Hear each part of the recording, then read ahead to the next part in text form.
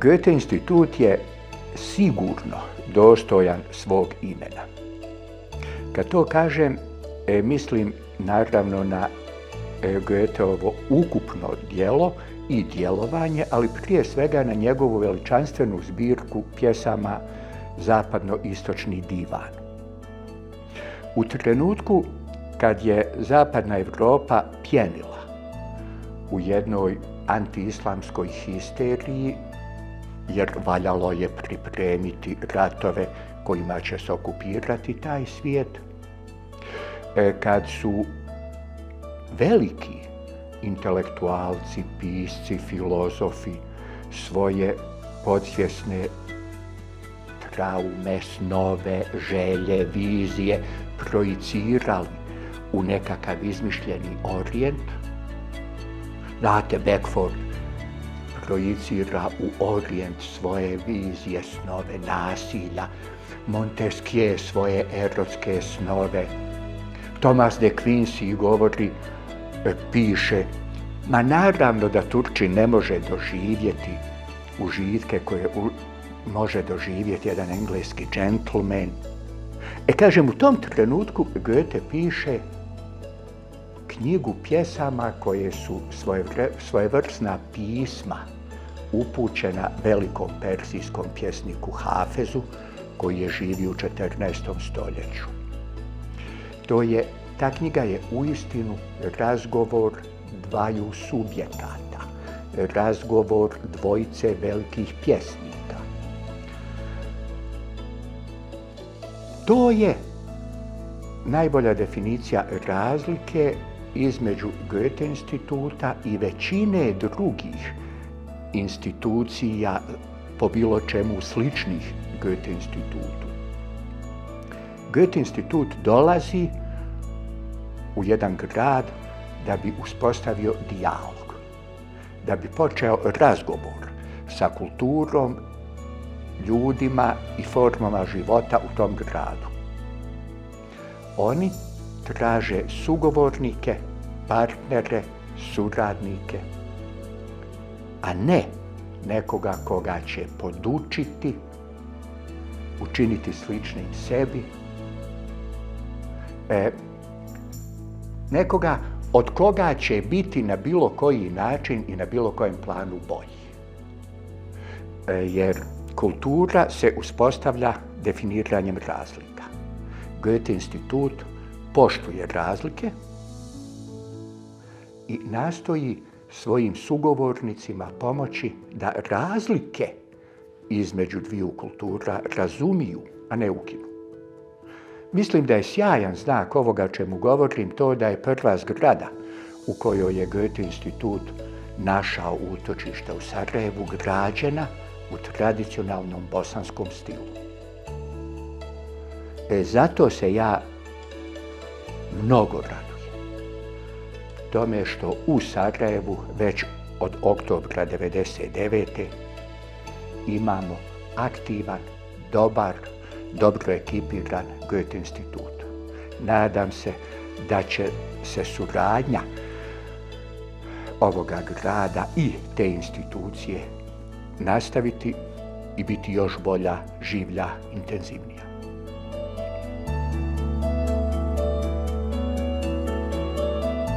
Suradnja između Međunarodnog teatarskog festivala MES i Goethe instituta praktično započinje 1997. godine, što je zapravo i godina obnavljanja Međunarodnog teatarskog festivala i zapravo organizacija prvog poslijeratnog festivala MES, kada je, zahvaljujući Goethe institutu, te 1997. godine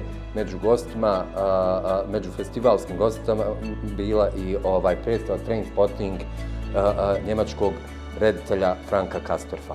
Znači, od te 1997. godine do danas, navest ću samo kao primjer da je 2010. već godine zbog tako intenzivne suradnje Goethe institutu dodijeljena posebna nagrada za razvoj scenske umjetnosti, što je jedno od najvećih priznanja festivala MES, a iste te godine, upravo zbog ovog gostovanja Franka Kastorfa i naravno čitavog niza drugih razloga, iste godine je dodijeljena nagrada za poseban doprinos, Lovorov vijenac za poseban doprinos umjetnosti teatra Franku Kastorfu. Kada govorimo o vezama između festivala MES i Goethe instituta, izuzimajući, nekako mi se čini da ta institucionalna povezanost jeste naravno jako važna, ali zbog tako duge suradnje, rekao bih da je možda čak u sjeni jednog iskrenog prijateljskog odnosa dvije institucije koje dijele zajedničke vrijednosti, koje dijele zajednički pogled na jednu ljepšu budućnost, ne samo Bosne i Hercegovine, već svakako i Europe. I u onome što je pomoglo festivalu MES da, znači, u svim ovim decenijama, pogotovo poslijeratnim, ostane jedan od najznačajnijih festivala, je svakako ogromnu ulogu ima Goethe institut. Zbog toga vjerujem da smo mi jedna od institucija čiji uposlenici mogu nabrojati imena svih direktora Goethe instituta u Bosni i Hercegovini, od pokojnog Mihaela Šrojena koji je te 1997. godine bio direktor, Petre, Charlotte, Martina, Klausa, Kristijane ili današnje direktorce Simone Voigt, i ne samo naravno njih, već i čitavog tima Goethe instituta. I zbog toga moram reći ponoviti to da upravo uloga Goethe instituta jedna je od ključnih uloga u onome što festival MES danas jeste, i mislim da je ta suradnja od izuzetne važnosti koja je producirala čitav niz drugih stvari, ne samo vezano za festival, već i suradnje naših umjetnika i umjetnica, njihovo pojavljivanje u Njemačkoj, da je, rekao bih onako neskromno, da je ona na neki način oplemenila i ono što je realnost tog kraja i početka 21. stoljeća. I nekako za kraj izdvojio bi svakako da jednu ličnu vrlo stvar, da upravo nagrada koju sam ja dobio, Kairos nagrada, da je komunikacija preko toga išla preko Goethe instituta, tako da je meni ne samo kao direktoru institucije, već i lično Goethe institut jedna od najznačajnijih institucija koja je napravila ogroman doprinos za ono što jeste kulturno-umjetnička scena Bosne i Hercegovine danas. A kada kažemo kulturna, odnosno umjetnička scena Bosne i Hercegovine danas, govorimo o jednoj od rijetkih stvari, vrlo rijetkih stvari u kojoj Bosna i Hercegovina ima čime da se pohvali.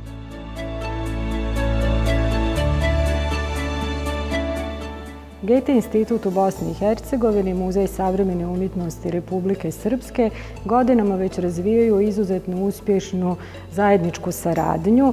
Ovom prilikom bi izdvojila nekoliko izložbenih projekata kojih se rado sjećamo i koji su privukli zaista veliku pažnju publike.